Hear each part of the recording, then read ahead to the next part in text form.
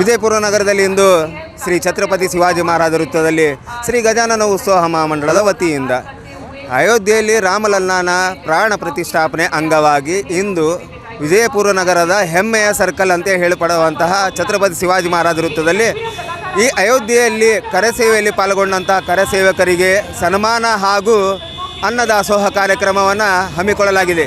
ಈ ಕಾರ್ಯಕ್ರಮಕ್ಕೆ ಸಹಸ್ರಾರು ಸಂಖ್ಯೆಯಲ್ಲಿ ಭಕ್ತರು ಬರ್ತಾ ಇದ್ದಾರೆ, ವಿದ್ಯಾರ್ಥಿಗಳು ಬರ್ತಾ ಇದ್ದಾರೆ ಹಾಗೂ ಅನೇಕ ರೀತಿಯ ಹಿಂದೂ ಪರ ಸಂಘಟನೆಗಳ ಕಾರ್ಯಕರ್ತರು ಕೂಡ ಈ ಕಾರ್ಯಕ್ರಮದಲ್ಲಿ ಪಾಲ್ಗೊಳ್ತಿದ್ದಾರೆ. ಈ ಕಾರ್ಯಕ್ರಮಕ್ಕೆ ಅತಿ ಹೆಚ್ಚಿನ ರೀತಿಯಲ್ಲಿ ಪಾಲ್ಗೊಂಡು ಈ ಕಾರ್ಯಕ್ರಮನ ಯಶಸ್ವಿಯಾಗಿ ಮಾಡಬೇಕು. ಈ ಕಾರ್ಯಕ್ರಮದ ನೇತೃತ್ವವನ್ನು ವಹಿಸಿಕೊಂಡಂತಹ ಶ್ರೀ ಅಪ್ಪಾಸಾಹೇಬ್ ಪಾಟೀಲ್ ಶೆಟ್ಟಿ ಅವರು ಹಾಗೂ ಮಹಾಮಂಡಳದ ಎಲ್ಲ ಅಧ್ಯಕ್ಷರು ಪದಾಧಿಕಾರಿಗಳು ಈ ಕಾರ್ಯಕ್ರಮದಲ್ಲಿ ಪಾಲ್ಗೊಂಡು ಯಶಸ್ವಿಯಾಗಿ ನಿರ್ವಹಿಸಿದ್ದಾರೆ ಅಂತ ಹೇಳಲಿಕ್ಕೆ ಇಚ್ಛಪಡ್ತೀನಿ. ಸನ್ನಿ ಗವಿಮಠ್. ಈ ಕಾರ್ಯಸೇವೆಯಲ್ಲಿ ಭಾಗವಹಿಸಿದಂಥ ಮಾಜಿ ಸಚಿವರಾದ ಅಪ್ಪಾಸಾಹೇಬ್ ಪಾಟೀಲ್ ಶೆಟ್ಟಿ ಅವರು, ಮೋಹನ್ ಕುಲಕರ್ಣಿ ಅವರು 5,500 ವರ್ಷಗಳ ಕನಸು ಇಂದು ಈಡೇರ್ತಾ ಇದೆ. ಆ ಕನಸಿನ ರೂವಾರಿಗಳು ಆದಂತಹ ಕರಸೇವಕರಿಗೆ ಗಜಾನನ ಉತ್ಸವ ಮಹಾಮಂಡಳ ವತಿಯಿಂದ ಸನ್ಮಾನ ನೀಡ್ತಾ ಇದೆ. ತಮ್ಮ ಜೋರಾದ ಚಪ್ಪಾಳೆಯಿಂದ ಈ ಒಂದು ಐತಿಹಾಸಿಕ ಕಾರ್ಯಕ್ರಮದಲ್ಲಿ ತಾವೆಲ್ಲರೂ ಭಾಗಿಯಾಗಿದ್ದೀರಿ. ಇದು ಭಾರತ ಅಷ್ಟೇ ಅಲ್ಲ, ಇಡೀ ಪ್ರಪಂಚಾದ್ಯಂತ ಇದು ಸಂಭ್ರಮದ ದಿನ. ಇದು ಹಿಂದೂಗಳಿಗೆ ಒಂದು ರೀತಿ ದೀಪಾವಳಿ ಅಂದ್ರೆ ತಪ್ಪಾಗ್ಲಿಕ್ಕಿಲ್ಲ.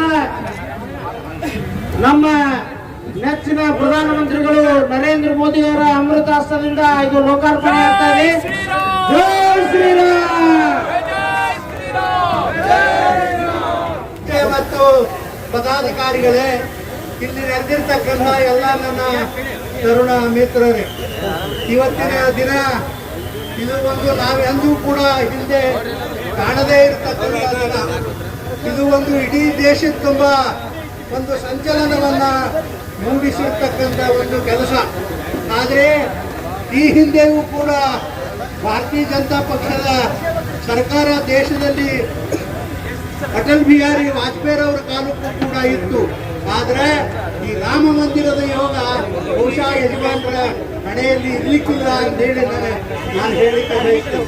ಇವತ್ತು ನರೇಂದ್ರ ಮೋದಿ ಅವರು ಸಾಮಾನ್ಯ ವ್ಯಕ್ತಿ ಅಲ್ಲ, ಅವರು ಒಬ್ಬ ಸಂತರು ಅಂತ ಹೇಳಿದ್ರೆ ಏನು ಸಮಸ್ಯೆ ಏನಿಲ್ಲ.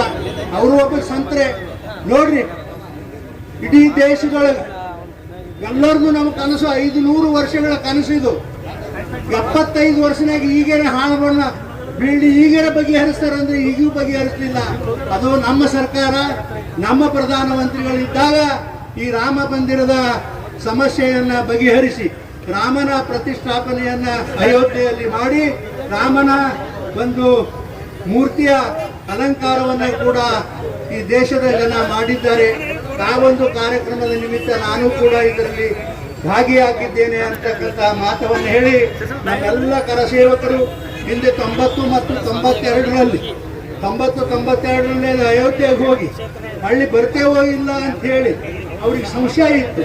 ಆದರೂ ಕೂಡ ಇವತ್ತು ನೋಡ್ರಿ, ಅವರೆಂತ ಪುಣ್ಯವಂತರು. ಈ ಕಾಲಕ್ಕೆ ಇವತ್ತು ರಾಮ ಜನ್ಮಭೂಮಿಯ ಪ್ರಾಣ ಪ್ರತಿಷ್ಠಾಪನೆಯ ಕಾಲಕ್ಕೆ ಅವರಿಗೆ ನಾವು ಎಲ್ಲ ಸನ್ಮಾನ ಮಾಡ್ತೇವೆ ಅಂದ್ರೆ ಇದು ಬಹಳ ದೊಡ್ಡ ಯೋಗ ಅಂತಕ್ಕಂಥ ಮಾತವನ್ನು ಈ ಸಂದರ್ಭದಲ್ಲಿ ನಾನು ಹೇಳಿ, ಅದಕ್ಕಾಗಿ ಮಂದಿರ ಮೂರ್ತಿ ಪ್ರಾಣ ಪ್ರತಿಷ್ಠಾಪನೆಯ ಸಂದರ್ಭದಲ್ಲಿ ಉತ್ಸವ ಮಹಾಮಂಡಲದ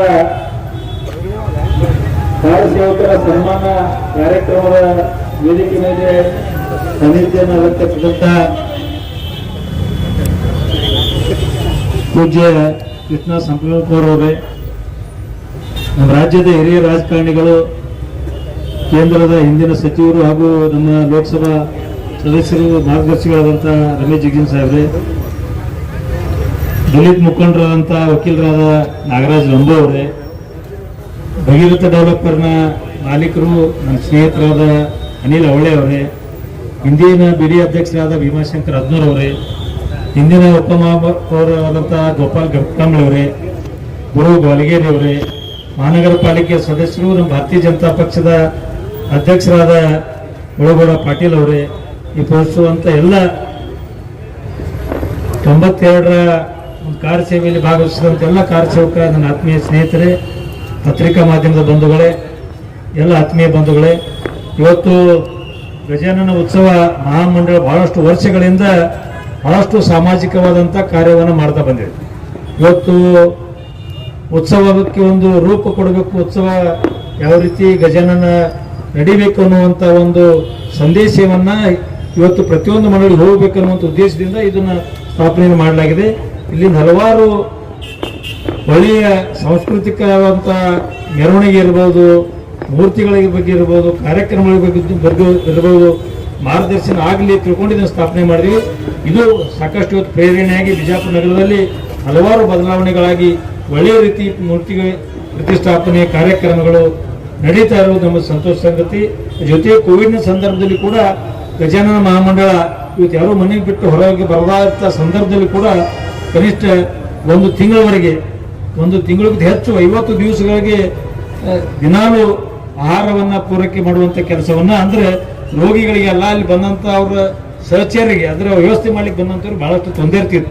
ಅಂದ್ರೆ ಬಜಾರ್ದಾಗ ಹೋಗಿ ಹೋಟೆಲ್ಗೆ ತರಕಾಗ್ತಿರಲಿಲ್ಲ, ಹೋಟೆಲ್ಗಳು ಬಂದಿದ್ದು, ಅದು ಹೋದ್ರು ಪೊಲೀಸರು ಕಿರಿಕಿರಿ ಇವೆಲ್ಲ ಕೂಡ ಬಹಳಷ್ಟು ತೊಂದರೆ ಇದ್ದ ಸಂದರ್ಭದಲ್ಲಿ ನಮ್ಮ ಮಂಡಳಿ ಅದನ್ನು ಗಮನಕ್ಕೆ ತೆಗೆದುಕೊಂಡು ಒಳ್ಳೆಯ ರೀತಿ ಬರೀ ಎಲ್ಲಿ ಒಂದು ಸುಮ್ಮನೆ ಒಂದು ಉಪ್ಪಿಟ್ಟು ಅದು ಕೊಟ್ಟಲ್ಲ, ಇಡೀ ಅವ್ರ ಕುಟುಂಬದಲ್ಲಿ ಏನು ಅಲ್ಲಿ ಜೊತೆ ಇದ್ದಂಥ ಎಲ್ಲರಿಗೂ ಕೂಡ ಒಳ್ಳೆ ರೀತಿ ಆಹಾರ ಕೊಡುವಂಥ ಒಂದು ಸಾಹಸಮಯವಾದ ಕೆಲಸವನ್ನು ನಮ್ಮ ಕಾರ್ಯಕರ್ತರು ಮಾಡಿದ್ರು.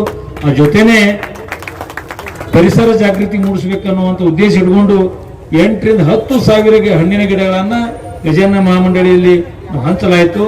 ಆ ಜೊತೆನೇ ಇವತ್ತು ಪ್ರತಿ ಸೋಮವಾರ ಪ್ರಸಾದ, ಅನ್ನ ಪ್ರಸಾದವನ್ನ ಕೊಡುವಂತ ಕಾರ್ಯವನ್ನ ಗಜಾನನ ಮಹಾಮಂಡಳಿ ಮಾಡ್ತಿದ್ದು ಬಹಳಷ್ಟು ಶ್ಲಾಘನೀಯ ಕೆಲಸ ಅನ್ನುವಂಥ ಮಾತನ್ನ ಈ ಸಂದರ್ಭದಲ್ಲಿ ಹೇಳಿಕ್ ಬಯಸ್ತಾನೆ. ಪ್ರತಿ ಸೋಮವಾರ, ಇವತ್ತು ವರ್ಷಕ್ಕೊಮ್ಮೆ ಅಲ್ಲ, ಪ್ರತಿ ಸೋಮವಾರ ಕೂಡ ಈ ಶಿವಾಜಿ ವೃತ್ತದಲ್ಲಿ ಅನ್ನ ಪ್ರಸಾದ ಕೊಡುವಂತ ಒಂದು ಪ್ರಯತ್ನವನ್ನು ನಮ್ಮ ಕಾರ್ಯಕರ್ತರು ಮಾಡ್ತಾ ಇದ್ದಾರೆ. ಇವತ್ತು ಈ ಕಾರ ಸೇವೆ ಇಲ್ಲಿ ನಿಜವಾಗಿ ಯಾರ್ಯಾರು ಭಾಗವಹಿಸಿದಾರೆ ಅನ್ನುವಂಥ ಸ್ವಲ್ಪ ನನಗೂ ಕೂಡ ಗೊತ್ತಿತ್ತು. ಯಾಕಂದ್ರೆ ನಾನು ಆ ಸಂದರ್ಭದಲ್ಲಿ ಇದ್ದೆ. ಅದರಲ್ಲಿ ಅಷ್ಟು ನನ್ನ ಸ್ನೇಹಿತರು ಕೂಡ ಇದ್ದಾರೆ ಇವತ್ತೆಲ್ಲರೂ. ಅವ್ರನ್ನೆಲ್ಲ ಕರು ಸನ್ಮಾನ ಮಾಡಕ್ಕೆ ಭಾಳ ಕಡೆ ನಾನು ನೋಡ್ತಾ ಇದ್ದೆ, ಕಾರ ಸೇವೆಗೆ ಸನ್ಮಾನ ಅಂತೇಳಿ ಬ್ಯಾಂಕ್ನಲ್ಲಿ ಹೇಳ್ತಾರೆ. ಅವ್ರಿಗೆ ಯಾರಿಗೂ ಗೊತ್ತಿಲ್ಲ ನಿಜವಾಗಿ ಯಾರ್ಯಾರು ಹೋಗ್ಯಾರ ಅನ್ನೋಂಥದ್ದು ಅಷ್ಟು ಮಂದಿ ಮಾಹಿತಿ ಇರಲಿಲ್ಲ. ಕೆಲವೊಬ್ರು ಕೆಲವೊಂದು ಕಡೆ ಕರೆದಿದ್ದಾರೆ. ನಾನು ನಮ್ಮ ಹೆಚ್ಚು ಬಹುತೇಕ ನಮ್ಮ ಜಿಲ್ಲೆಯನ್ನೇ ಒಂದು ಗ್ರಾಮದಿಂದ ಅಥವಾ ಒಂದು ಘಟಕದಿಂದ ಹೆಚ್ಚು ಬಂದಂತ ಊರು ಅಂದ್ರೆ ಅದು ಮನಗೂಳಿ ಅನ್ನುವಂಥ ಮಾತನ್ನ ಈ ಸಂದರ್ಭ ನಾನು ಬಹಳಷ್ಟು ಹೆಮ್ಮೆಯಿಂದ ಹೇಳಿ ಕಳಿಸ್ತೇನೆ.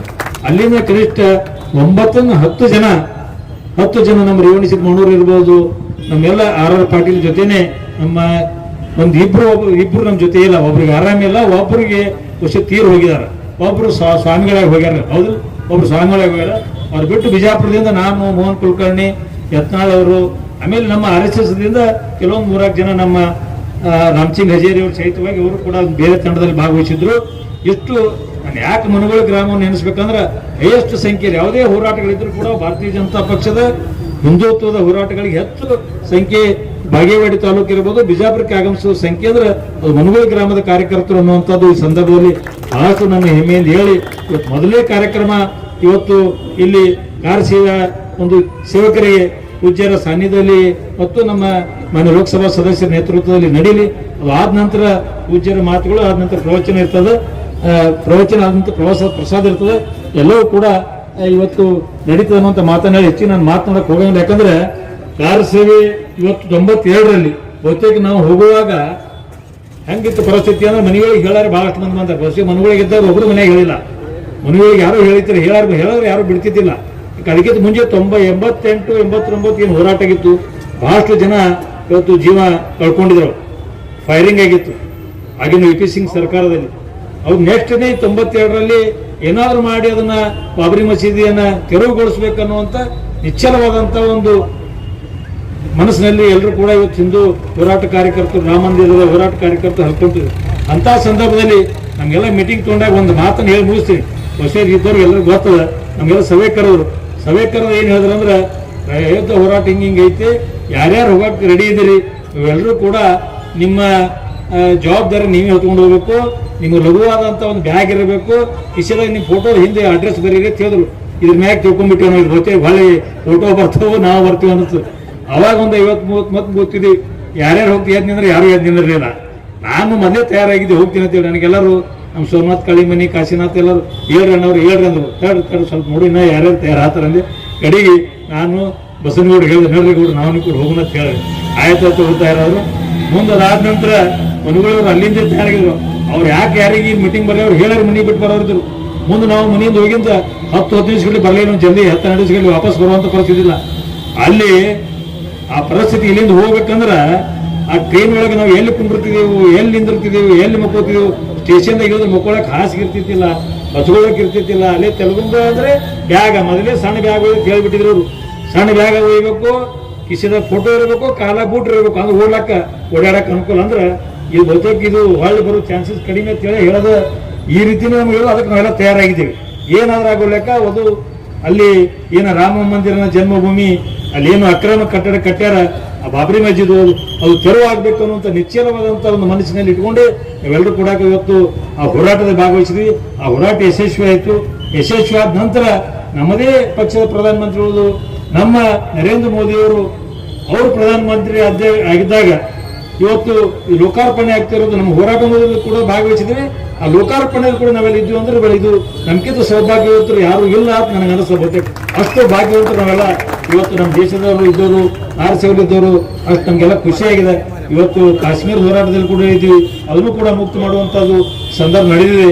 ಇವತ್ತು ಬೇರೆ ಪಾರ್ಟಿ ಯಾರು ತಪ್ಪು ತಿಳ್ಕೊಳ್ರಿ, ಯಾಕಂದ್ರೆ ನಾನು ನಮ್ಮ ಪಕ್ಷದ ಕಾರ್ಯಕರ್ತ ಇರೋದು ಅದು ಸ್ವಲ್ಪ ನಮ್ಗೆ ಹೆಮ್ಮೆ ಅನ್ನಿಸ್ತಿರ್ತದೆ. ಅದಕ್ಕೆ ಇವತ್ತು ಎಲ್ಲ ಹಿಂದೂಗಳಿಗೆ ಸಂಬಂಧಪಟ್ಟದ್ದು ಬೇರೆ ಪಕ್ಷಾತೀತವಾಗಿ ಇವತ್ತು ಕಾರ್ಯಕ್ರಮ ಇವತ್ತು ಅಲ್ಲೆಲ್ಲ ನೋಡಿದ್ರೆ ಎಲ್ಲ ಹಿರಿಯ ಬೇರೆ ಬೇರೆ ಪಕ್ಷದ ರಾಜಕಾರಣಿಗಳು, ಹಿರಿಯ ನಟರು ಎಲ್ಲರೂ ಕೂಡ ಭಾಗವಹಿಸಿದ್ದಾರೆ. ಇವತ್ತು ಅಂತ ಒಂದು ಸಂದರ್ಭ ಅಮೃತ ಗಳಿಗೆಯಲ್ಲಿ ನಾವೆಲ್ಲ ಇದೀವಿ ಅನ್ನುವಂಥ ಮಾತನ್ನು ಹೇಳಿ जुड़े रहिएगा आपके अपने चैनल बीजापुर समय के साथ।